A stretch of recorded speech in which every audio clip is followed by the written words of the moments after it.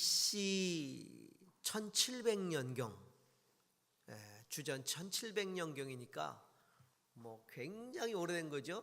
지금으로부터 3700년 전이죠. 그때 그 수메르 시대에 쓰여진 점토판을 발굴해냈는데, 그 점토판을 해독하니까, 문자를 해독하니까 거기 이런 글귀가 있었다고 합니다. 요즘 젊은 아이들은 어른 공경할 줄도 모르고 버르장머리가 없다, 말세다. 주전 1700년 전에 우리가 받아들이기 어려운 도덕적 타락이나 혹은 사회적인 부패나 혹은 천재지변들이 발생하면 사람들은 말세를 생각합니다. 사람들의 마음속에는 이 세상의 종말에 대한 두려움들이 다 있어요. 궁금함이 있지요. 정말 세상의 마지막이 올 것인가? 이 역사의 종말이 올 것인가? 말세가 온다면 어떻게 올 건가? 또 무엇 때문에 말세가 올 것인가? 말세가 오면 나는 어떻게 될 건가? 이런 관심들을 다 가지고 있죠. 많은 종교가들이, 그리고 철학자들이, 사회학자들이, 인류학자들이, 심지어는 과학자들까지도 말세의 견해들을 다 내놓았어요. 기후, 환경의 급격한 변화로 인한 이런 어떤 말세, 종말, 또 심지어는 운석이 충돌할 것이다. 그래서 지구의 종말이 올 것이다. 이 과학자들까지도 말세에 대한 이야기들을, 견해들을 피력했지요. 사실은 내 자신의 내일 일도 모르면서 내일 일이 어떻게 될지도 모르는 우리들이 세상의 마지막에 대해서 뭔가 이야기를 한다는 게 어불성설이기는 해요. 하지만 사람들은 적어도 내가 사는 세상의 운명을 알기 원하고, 그 운명 속에서 나는 어떻게 될 것인가 다 확인하고 싶어 하는 거죠. 이런 사람들의 생각에 대한 하나님의 대답이 이미 창세기에 기록되어 있습니다. 말세에 대한 대답이 기록되어 있다는 거죠. 하나님은 이미 오래전에 세상을 한번 심판하셨었어요. 그 세상 심판을 통해서 우리에게 종말에 대한 답을 이미 주셨습니다. 그리고 오늘을 사는 우리들에게 경고하고 계시고 준비하라고 말씀하고 계시는 거죠. 그것이 바로 노아 홍수의 메시지입니다. 노아 홍수는 과거에 하나님께서 모든 인류가 죄악에 빠져 있는 것을 보시고 한탄하시면서 노아의 가족들을 제외하고 모든 생명체를 홍수로 진멸하셨던 사건이 바로 노아 홍수입니다. 아마 교회를 다니던 사람이든 다니지 않는 사람이든 간에 노아 홍수의 스토리는 모르는 사람이 없을 거예요. 다 알고 있습니다. 그리고 여러 민족들의 신화나 전설, 이런 이야기 속에 노아 홍수 이야기가 꽤 많이 기록되어 있어요. 어떤 과학자들은 노아 홍수의 사실적인 증거를 발견해냈다라고 말하는 사람도 있습니다. 그런데 우리가 이제 성경을 읽을 때 매우 중요한 두 가지가 있는데, 하나는 성경이 말하고 있는 성경에 기록된 내용들의 사실성을 믿는 것, 매우 중요하죠. 하나의 말씀이니까 그 사실을 믿는 것 중요합니다. 그것을 텍스트가 말하는 것이라고 말합니다. What text says라고 말합니다. 그것을 받아들이는 게 굉장히 중요합니다. 또 한 가지는 그 텍스트가 말하는 것들의 의미를 깨닫는 겁니다. What text means입니다. 텍스트가 의미하는 바가 뭔가를 깨닫는 거죠. 이 두 가지 관점이 굉장히 중요한데, 하나님께서 과거에 홍수로 세상을 심판하셨던 이 노아의 홍수 스토리를 우리가 이해할 때도 이 두 가지가 필요합니다. 하나는 하나님이 과거에 홍수로 세상을 심판하셨던 사실을 깨닫는 것과, 또 하나는 홍수 사건을 통해 하나님이 그 사건에 담겨있는 의미, 그리고 하나님의 뜻을 제대로 알고 살아가는 것이죠. 자, 그렇다면 이미 노아 홍수의 사실은 성경에 기록되어 있어요. 그러면 그 의미가 뭐냐는 거죠. 이 사실을 통해 오늘 이 시대에 우리에게 주는 메시지가 뭐냐라고 하는 것이죠. 몇 가지로 우리는 그 메시지를 좀 정리해 볼 수 있습니다. 그 첫 번째는 하나님을 떠난 인간들의 실존인데, 세상의 모습인데, 그것은 죄악으로 가득 차 있다라는 것입니다. 이 철학자들이 오래전부터 인간의 본래적 성품에 대해서 논쟁을 해왔죠. 본래 인간의 성품은 선하다, 우리가 성선설 이렇게 부릅니다. 그리고 또 하나는 아니다, 인간은 원래가 악하다, 성악설 이렇게 얘기하죠. 원래 선하다고 이야기하는 사람들은 인간은 원래 선한데 세상을 살다 보니까 악에 물들었다, 그래서 교육이나 제도를 통해 다시금 선하게 만들 수 있다, 인간을 다시금 선하게 만들 수 있고, 인간이 사는 세상 또한 선하고 바람직한 세상으로 만들어갈 수 있다는 낙관론을 견지합니다. 성선설을 가진 사람들이 세상은 더 좋은 세상을 만들 수 있다는 낙관론을 펼치죠. 반면에 인간은 원래 악하다, 원래부터 악하다 라고 이야기하는 쪽은 인간은 본성이 악하기 때문에 절대로 인위적으로 선해질 수가 없다, 앞으로 점점 더 악해질 것이다 라는 비관론을 펼치죠. 물론 성선설을 믿는 사람 가운데서도 비관적인 견해를 가지는 사람이 있고, 성악설을 믿는 사람들 중에서도 낙관론을 가진 사람이 가끔은 있습니다. 자, 어떤 견해이든지 간에 인간들이 바라는 건 뭐예요? 세상을 인간적인 노력들로 더 나았게, 더 선하게 만들어갈 수 있다는 믿음이죠. 또 그렇게 되어가고 있다라고 믿고 싶어요. 또 믿고 있어요. 사랑하는 성도 여러분, 여러분 이 견해에 동의하십니까? 세상이 더 나아지고 있다, 더 선해지고 있다, 더 그렇게 만들 수 있다라는 견해에 동의하십니까? 무엇 때문에 그렇게 동의합니까? 찬란한 문명의 발전 때문에. 문명은 더 훨씬 더 찬란해지지 않았습니까? 화려해지지 않았습니까? 더 나아지고 있다는 증거 아닙니까? 아니면 그 편리성 때문에 더 편해졌잖아요. 훨씬 편해졌잖아요, 옛날에 비해서. 그래서 세상이 더 나아졌다고 말합니까? 아니면 인본주의적 도덕성의 향상 때문에 도덕성이 더 나아지지 않았습니까? 예를 들면 우리가 중요하게 생각하는 인권이라든가 평등이라든가 자유라든가 정의라든가 이런 것들이 훨씬 더 나아지지 않았습니까? 성경은 우리에게 무엇을 가르쳐주고 있습니까? 성경은 인간에 대해, 세상에 대해 뭐라고 말합니까?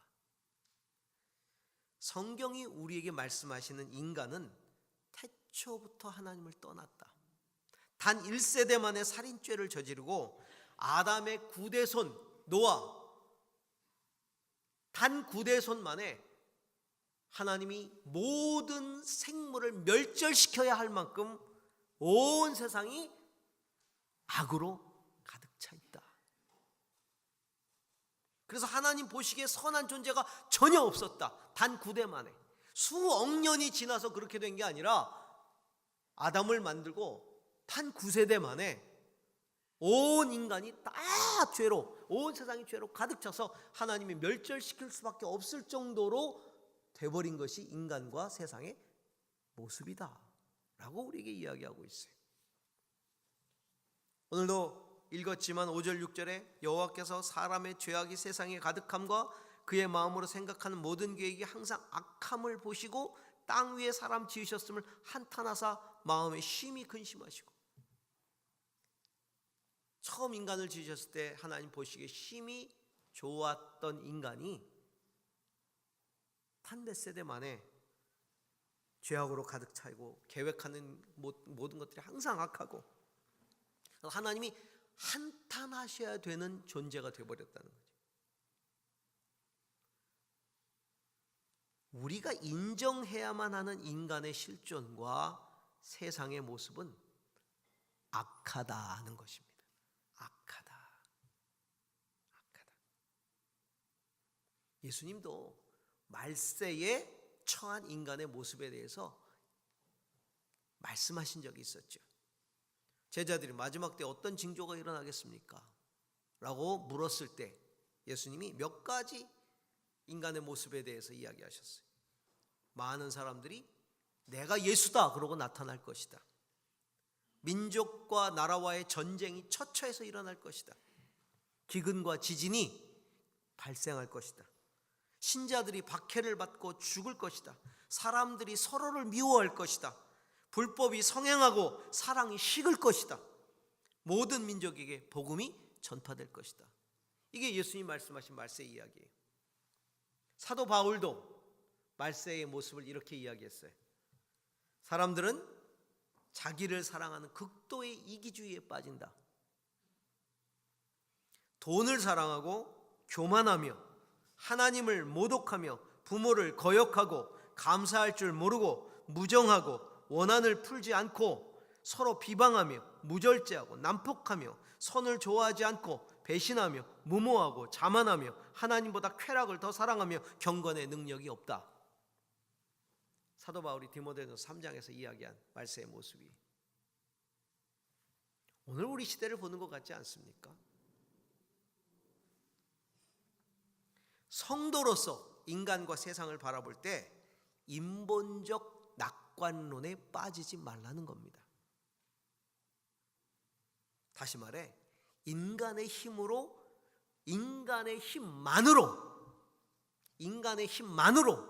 세상을 더 낫게 할 수 있다는 생각에 빠지지 말라는 겁니다. 그럼 세상을 포기하란 말입니까?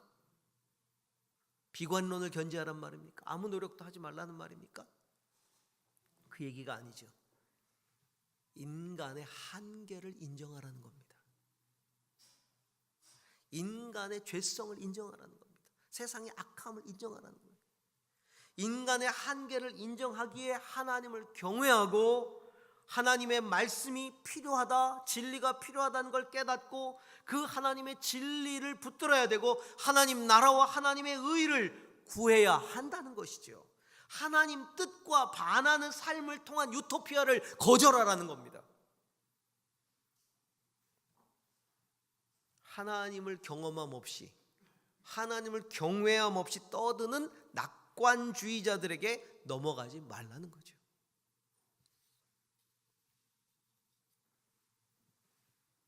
스마트한 통신기기를 만들고 그리고 그 스마트한 통신기기를 통해 소통하는 시스템 SNS를 만들고 그것을 통해서 사람들에게 최고의 행복을 선물하고 있는 것처럼 떠들며 천문학적 숫자에 돈을 벌어들이는 그런 사람들, 자기 자식들에게는 절대로 스마트폰을 쓰지 못하게 하는 이 모순된 세상의 악을 우리는 깨달아야 되는 거예요. 작은 스마트폰 하나 들고 와서 프레젠테이션 할 때 마치 그것으로 세상이 바뀔 수 있는 것처럼, 그것으로 소통하는 것이 하나님조차 대신할 수 있는 것처럼 이야기하는 사람들, 인간에게 가장 현대적인 행복을 줄 수 있는 것처럼 말하는 사람들, 정작 자기 자식들은 절대로 스마트폰을 주어주지 않는다는 사실, 그것이 세상의 악함을 보여주고 있잖아요.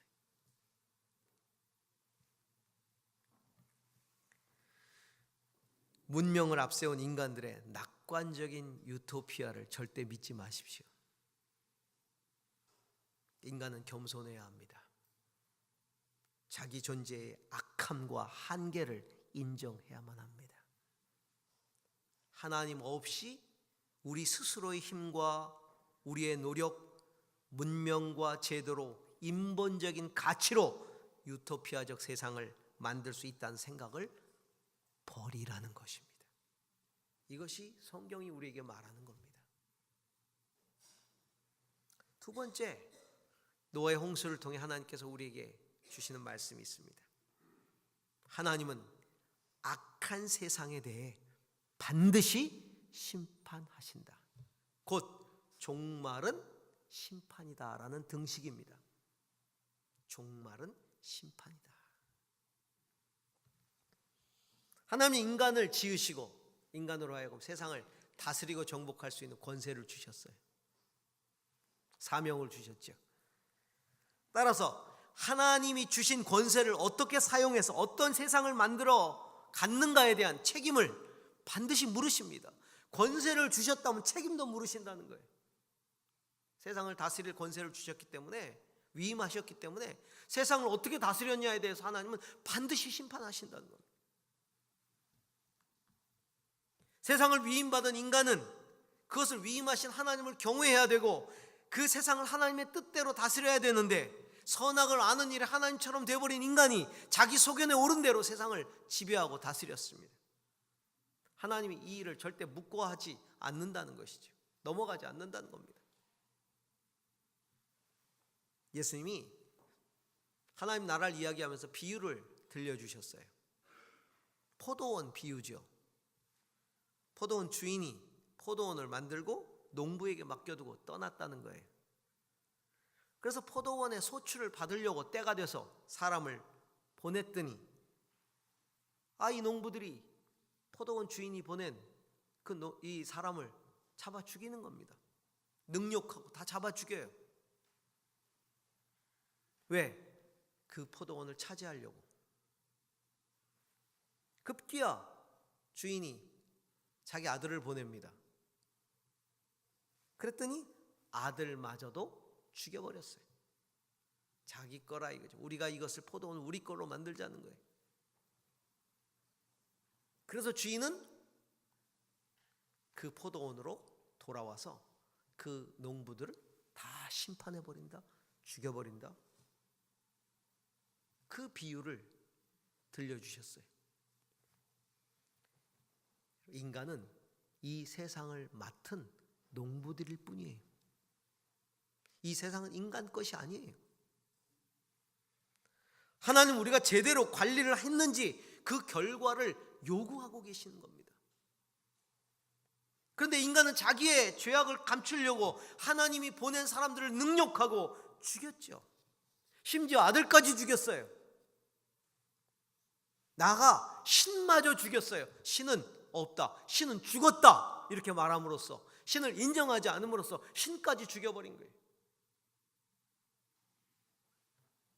하나님이 보낸 사람들이 선지자였고 하나님이 보낸 사람들은 의인들이었는데 다 죽였어요. 자, 누군가가 노아의 시대에 대해서 항의할 수 있습니다. 아니, 노아 시대에는 예언자도 없었고 어떤 선포도 없었고 경고도 없이 어떻게 그렇게 홍수로 쓸어버릴 수가 있습니까? 천만의 말씀이죠. 여러분, 노아 때는요, 그 조상들의 나이가 걸핏하면 600세, 700세, 800세, 900세 살았어요. 그래서 계산을 해보니까 노아가요, 그 조상들과 함께 살았던 이 조상들이 6대조와 함께 살았어요. 6대조. 할아버지, 증조할아버지, 고조할아버지, 고고조할아버지, 고고고조할아버지, 그들과 함께 살았단 말이에요. 에노스, 게난, 마을살렐, 야렛, 무드셀라, 라멕, 무드셀라의 아비 에녹은 천국으로 갔죠. 죽지 않고. 그랬기 때문에 에녹을 제외한 6대조와 함께 그는 살았어요.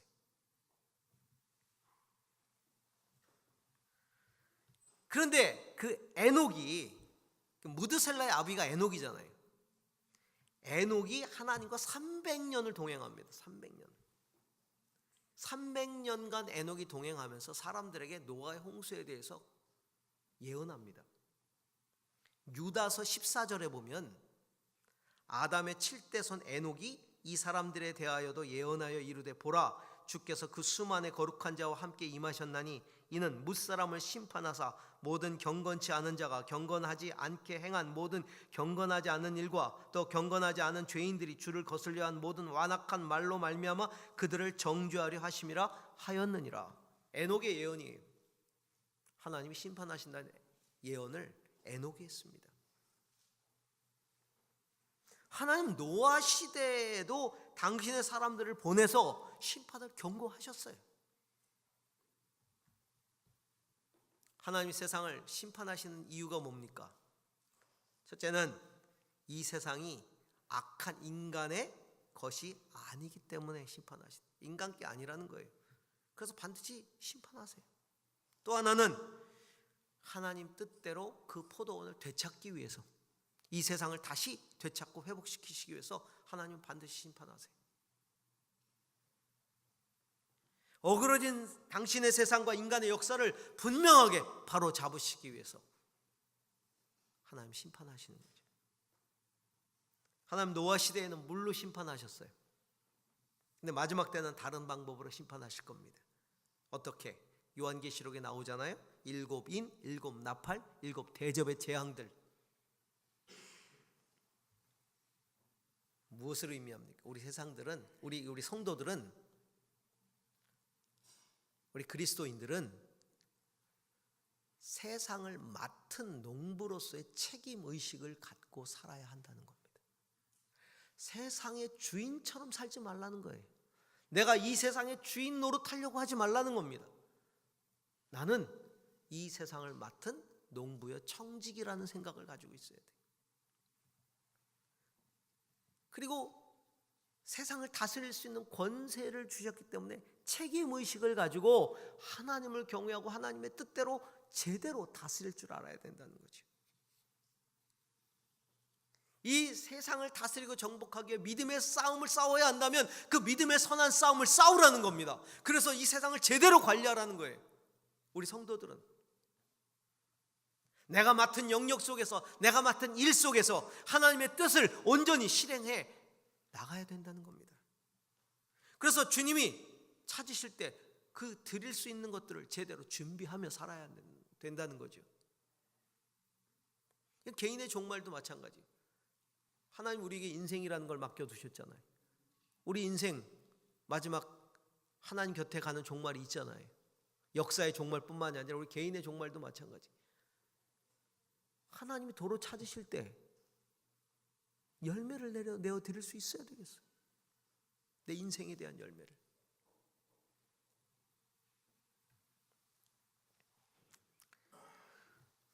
마지막 세 번째 메시지가 있어요. 하나님은 진노의 심판 중에서도 은혜를 베푸신다는 겁니다. 은혜를 베푸신다. 하나님 홍수 심판 가운데서도 인간을 진멸하시지 않았어요? 세상을 구원하시기 위해 은혜를 베푸셨죠. 노아가 바로 은혜 받은 자였습니다.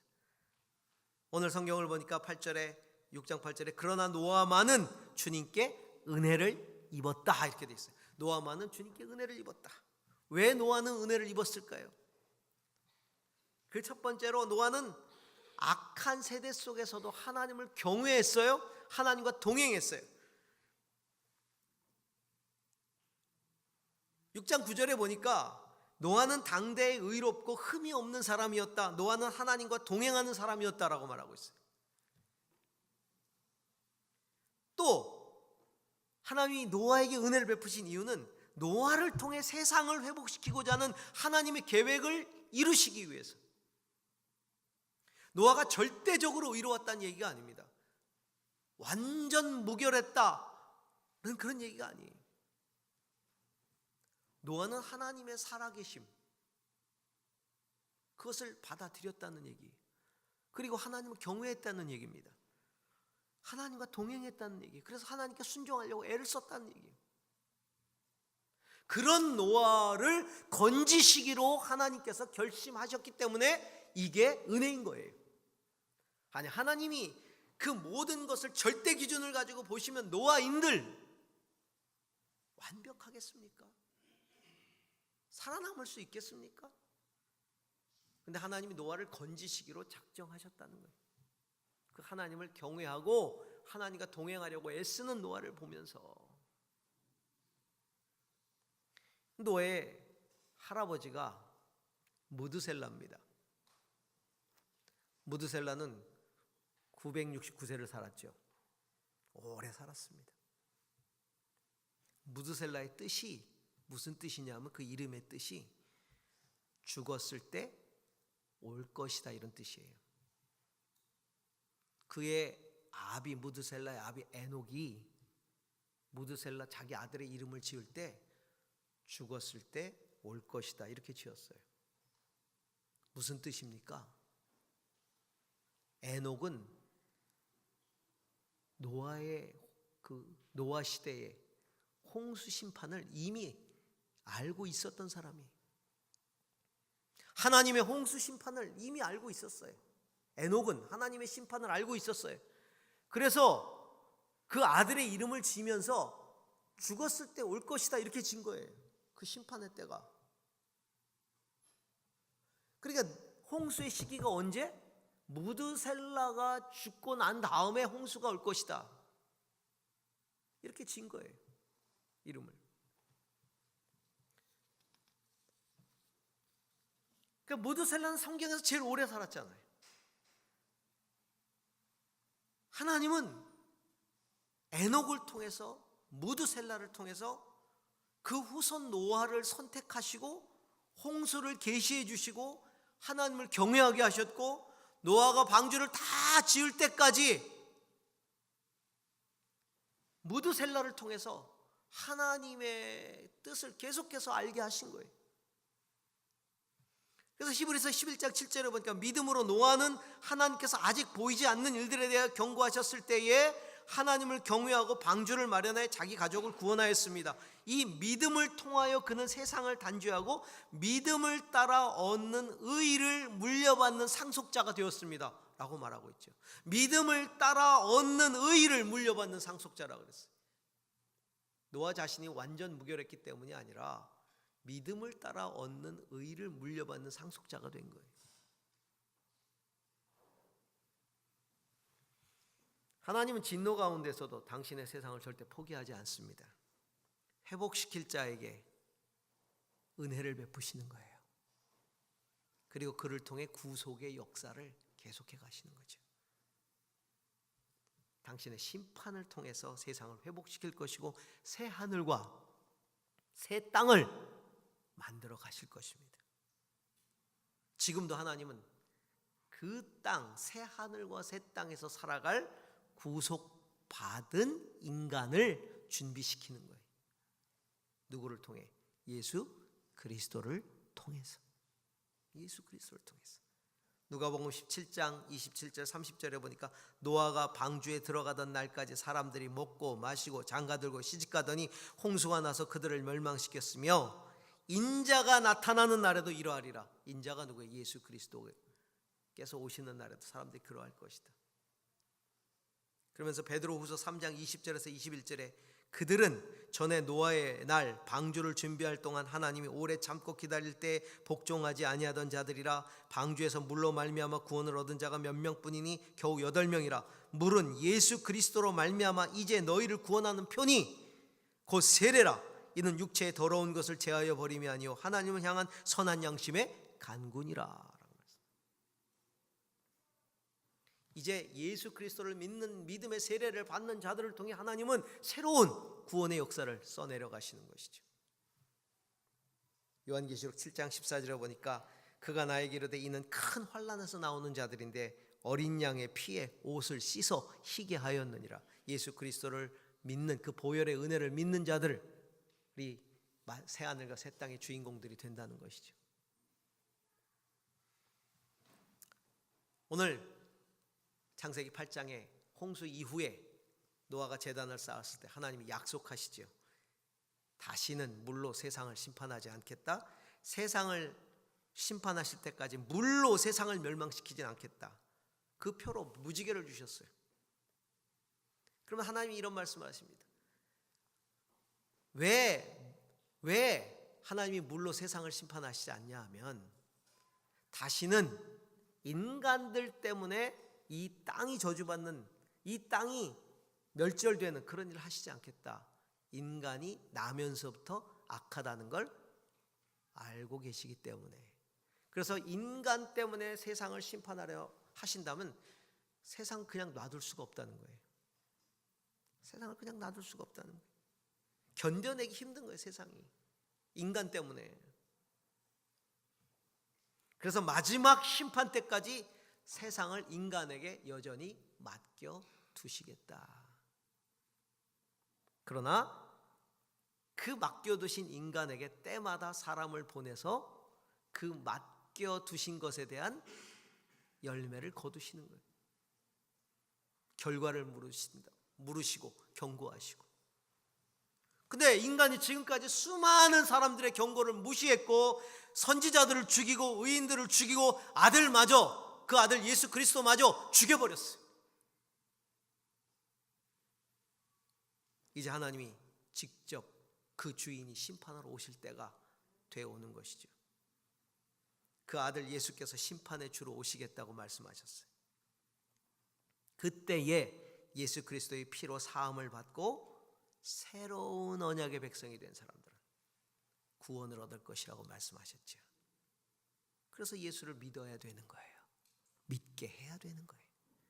마태복음 24장 29절에서 30절에 보니까 그 환난의 날들이 지난 후에 곧 해는 어두워지고 달은 그 빛을 잃고 별들은 하늘에서 떨어지고 하늘의 세력들은 흔들릴 것이다. 그때에 인자가 올 징조가 하늘에서 나타날 터인데 그때엔 땅에 있는 모든 민족이 가슴을 치며 인자가 큰 권능과 영광에 쌓여 하늘 구름을 타고 오는 것을 보게 될 것이다. 그러면서 이 천국 복음이 모든 민족에게 증언되기 위해 온 세상에 전파되리니 그제야 끝이 오리라 그랬어요. 인간들이 천국 복음을 듣지 못한 채로, 예수를 알지 못한 채로 종말을 맞이해서는 안 되는 겁니다. 그래서 하나님은 모든 민족에게 예수라는 구원의 방주를 탈 수 있는 기회를 주라고 말하고 있는 거예요. 전하라는 거죠.